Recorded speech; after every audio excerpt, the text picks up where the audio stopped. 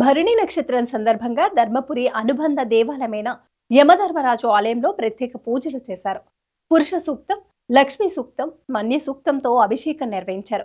ఇక స్వామివారిని దర్శించుకునేందుకు భక్తులు భారీగా తరలివచ్చారు.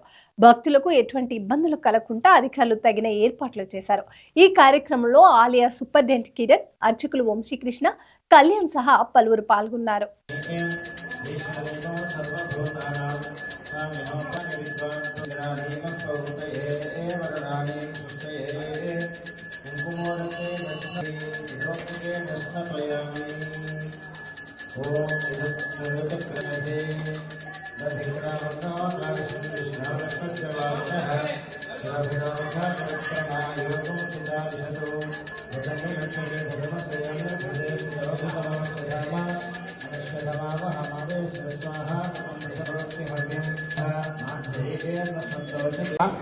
नारायणाय नमः माधवाय नमः